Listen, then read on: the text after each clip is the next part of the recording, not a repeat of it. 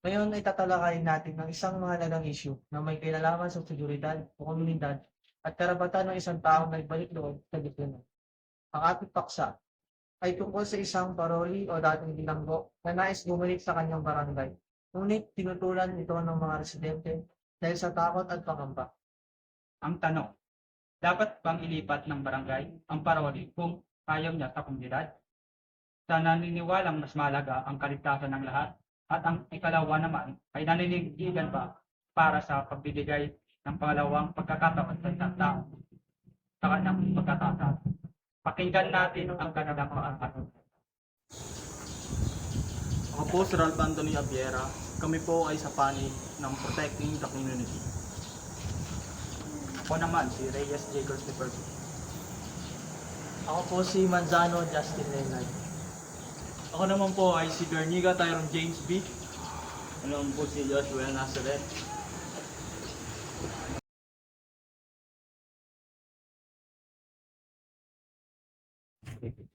Magandang araw po sa ating lahat. Kami po sa panig ng sang-ayon ay buong paninindigang sinusuportahan ang resolusyon na dapat ilipat ang parole kung may matinding pagtutol ang kanyang komunidad.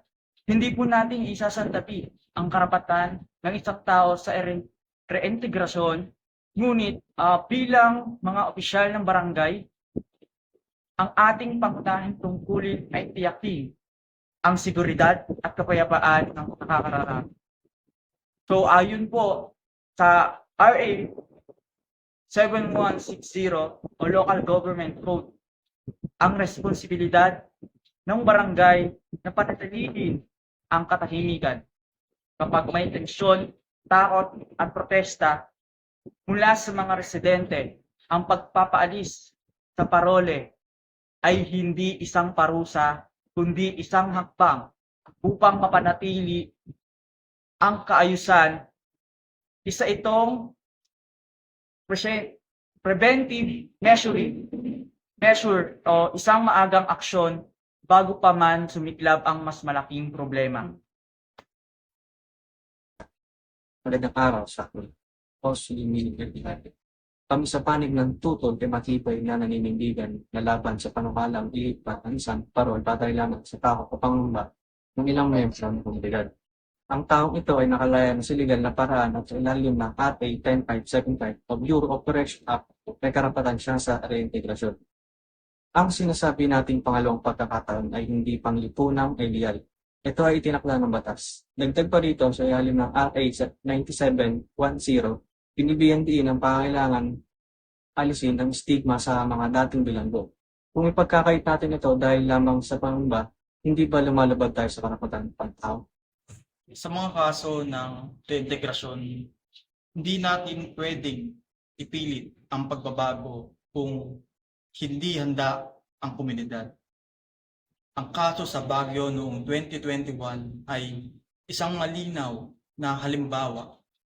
Isang dating preso na nagsilbi ng 15 taon para sa kasong homicide ang pinayagang bumalik sa kanilang barangay, ngunit sinalubong siya ng takot at protesta. Kaya't napilitang mag-relevate ang kapitan ng barangay ay umaksyon hindi upang pagdiskitahan, kundi upang iwasan ang kaguluhan. Hindi lahat ng tao sa komunidad ay may kakayahang tanggapin agad ang isang dating kriminal. Lalo na kung may kasaysayang itong marahas na krimen. Kaya't makatarungan lamang na pansamantalang ilipat siya habang sinasagawa ang mga ibang para sa mga ligtas na integrasyon. Ang relokasyon ay hindi solusyon. Ito ay pagtakip lamang sa ugat ng problema. Kung palit-ulit natin itong gagawin sa bawat parol na tututulan ng komunidad, kailan sila magiging bahagi muli ng lipunan? Lahat tayo ay may pagkakamaling nagawa sa buhay. Ang tanong, handa ba tayong magpatawad at tumanggap? Ang panlipunang hustisya ay hindi lamang tungkol sa pagbibigay ng parusa, kundi pati sa pagbibigay ng pag-asa. Pagkatapos nito, sa halip na paalisin, dapat tayong maglunsad ng mga education drive, orientation at psychological support programs para sa komunidad. Iyan ang tunay na solusyon. Ano ang epekto nito sa kalusugan ng komunidad? Ayon sa mga pag-aaral, ang takot at stress ay may negatibong epekto sa mental health ng mga residente. Kapag araw-araw nilang nakikita ang isang taong iniuugnay nila sa panganib, hindi sila makapamumuhay ng normal. Hindi natin maaaring ikahon sa batas lamang ang mga isyong ito. Ito ay tungkol din sa emosyon, trauma at collective memory. Maaari din magdulot ito ng division sa loob ng barangay.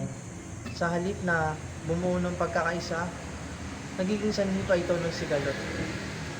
Sa ganitong sitwasyon, ang pansamantalang relokasyon ay isang kompromiso para sa katahimikan. Isipin natin ang epekto sa mismong paroli. Pinalaya na siya, sinabihan na may karapatang bumalik, tapos papalisin ulit. Ano ang mensaheng ipinapasa natin na kahit anong pagbabago niya, mananatili siyang kriminal sa mata ng lipunan. Hindi ito ang hustisya, ito ay paulit-ulit ang pagpaparusa para sa kanya. Hindi dapat ganito ang pakikitungo sa kanya, lalo na kung gusto lang niya magbagong buhay na uli at bumalik sa kanyang komunidad. Di ba maaaring pagbigyan natin at bigyan ng pangalawang pagkakataon ang paroli na ito?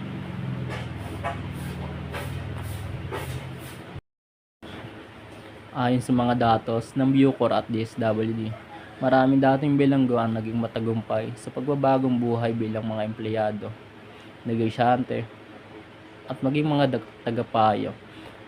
Ang kanilang tagumpay ay nakasalalay sa pagtanggap ng kanilang komunidad. Kung ipagkakait natin ito, sinisira natin ang mismong layunin ng ating hustisyang panlipunan. Parang tinutulak lang natin ang paroli bilang maging isang kriminal na lang uli dahil sa mismong komunidad nila hindi sila matanggap-tanggap. Ano magiging epekto nito sa paroli na dapat bigyan ng pangalawang pagkakataon para magbagong buhay uli?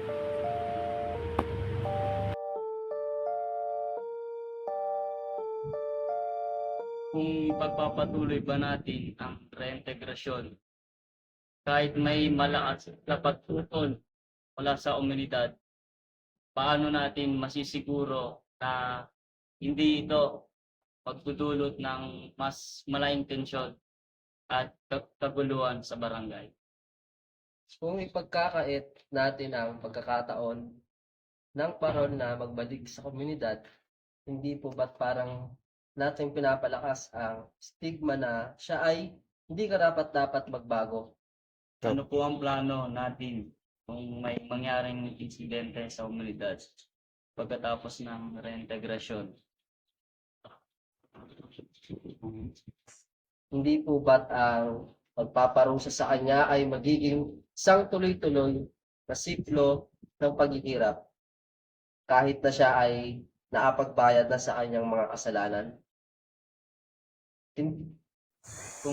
Kung isang paroli na may kasaysayan ng marahas na krimen ang ibabalik sa komunidad, paano natin mapapangalagaan ang emotional at physiological well-being ng mga residente na may trauma mula sa mga karanasang ito? Hindi po ba't ang pagpapalaya sa parol mula sa komunidad isang malinaw na paglabag sa kanyang karapatang makapagbagong buhay at magtamo ng pangalawang pagkakataon? Hindi po ba't karapatan din ng mga residente na makaramdam na seguridad sa kanilang araw-araw na buhay? Kung ang batas na nagbibigay sa kanya ng pagkakataon ay sinusunod na, paano natin masasabi na ang pagtutol ng komunidad ay mas makatarungan kaysa legal na proseso?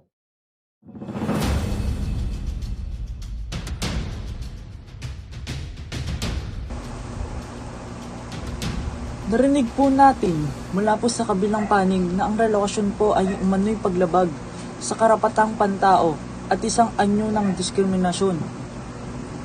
Ngunit nais naming linawin, ang panukalang ilipat ang parole ay hindi po parusa, kundi isang pansamantalang hakbang upang mapanatili ang kapayapaan habang pinaghahandaan po ang mas ligtas at mas maayos na reintegrasyon.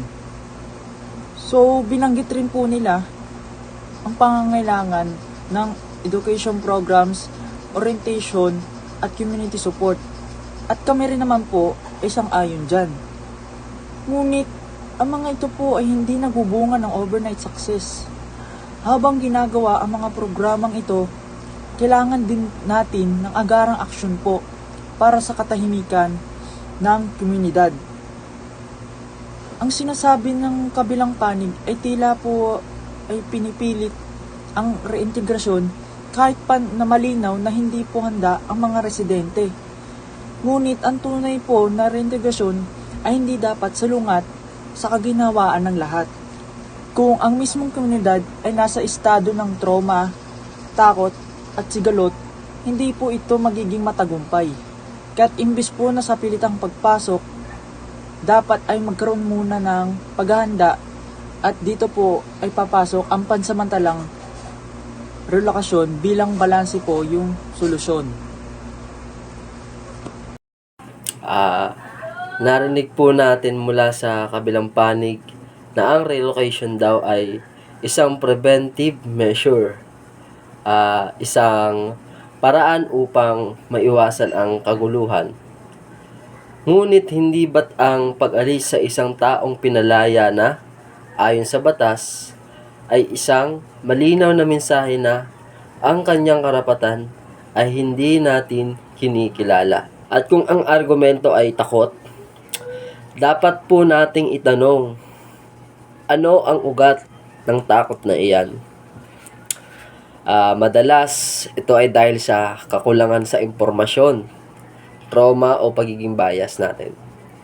At ito ay dapat tugunan sa pamamagitan ng edukasyon at suporta.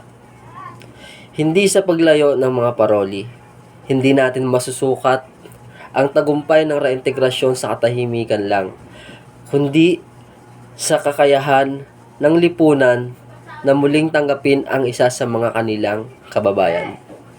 Tama silang may tensyon sa komunidad, ngunit ang sagot sa tensyon ay hindi pag-alis, kundi ang pag-engganyo sa pagkakaunawaan. Ang sinasabi nilang pansamantalang relocation ay maaaring humantong sa permanenteng pagkakait ng karapatan, lalo na kung hindi binibigyang halaga ang rehabilitasyon ng komunidad mismo. Hindi po namin sinasabi wala ng karapatang magbagong buhay ang isang dating bilanggo. Ngunit hindi po ito maaaring ipilit, hindi pa handa ang kanyang pag-ibig. Tunay na reintegrasyon ay nangangailangan ng panahon, edukasyon, at suporta, at hindi takot. Sa ngayon, ang pinakamakatwiran at makataong hakbang ay ang pansamantalang paglipat upang mapanatili tiwala at seguridad ng Hindi po madaling usapin ito, ngunit sa bandang huli, ang tunay na kaligtasan ay hindi lamang pisikal. Ito rin ay moral. Kung manatili tayong alipin ng takot, hindi tayo lalago bilang isang komunidad. Ang integration ay hindi karangalan ng parole. Lamang ito ay tagumpay ng ating buong lipunan. Kung kaya natin tumanggap, kaya din natin panibagong simula. Hindi po namin sinasabing wala ng karapatan magbagong buhay ang isang dating bilanggo. Ngunit hindi po ito maaaring ipilit kung hindi pa handa ang kanyang paligid.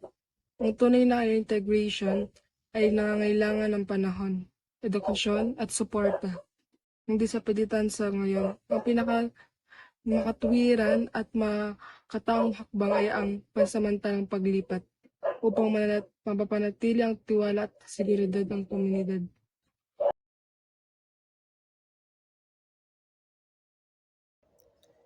Ngayong araw, ating masusing tinalakay ang isang napapanahong usapin na patuloy na hinaharap ng maraming pamamayan sa Pilipinas. Ang pagbalik ng isang dating bilanggo sa kanyang barangay at ang pag-aalinlangan ng komunidad na siya ay muling tanggapin. Sa ilalim ng tema, Barangay Captain's Dilemma, proteksyon ng komunidad kontra reintegration. Ipinakita na magkabilang panig ang kanilang mga argumento na batay hindi lamang sa batas, kundi pati na rin sa etika, damdamin at realidad ng lipunan. Ipinahayag ng panig sa Protecting the Community na kailangang unahin ang kapakanan na nakakarami, ang katahimikan, tiwala at kaligtasan ng buong komunidad. Ayon sa kanila, ang muling paglalagay ng isang bilanggo sa parehong lugar ay maaari magdulot ng takot, tensyon at hindi pagkakaunawaan. Ipinunto nila na ang trabaho ng mga opisyal ng barangay ay tiyakin ang kapayapaan, kahit na ito ay mga lugang ng paghihikayat sa isang paroli na lumipat sa ibang lugar. Samantala, ipinaglaban naman ng panig ng reintegrasyon ang karapatang pantao ng bawat isa, kahit ng mga taong nagkamali sa nakaraan ay ngayon nagsisikap na magbagong buhay. Iginiit nila na ayon sa RA 10575 at Magna Carta of Women, tungkulin ng lipunan na alisin ang stigma laban sa mga dating nagkakulong. Para sa kanila, ang tunay na hustisya ay ang pagbibigay ng pangalawang pagkakataon at pagtulong sa reintegrasyon, hindi ang paglalayo o pagtatakwil. Ang debating ito ay nagsisilbing paalala na ang mga ganitong isyu ay walang madaling sagot. Pinapakita nito ang tunggalian ng dalawang mahalagang prinsipyo: ang seguridad ng nakarami at ang karapatan ng individual na makapagbagong buhay. Sa pagtatapos ng ating diskusyon, mahalagang pag-isipan natin sa anong punto ba natin pinoprotektahan ang komunidad at kailan ba natin tunay na pinapatawad ang isang taong nais magsimula muli.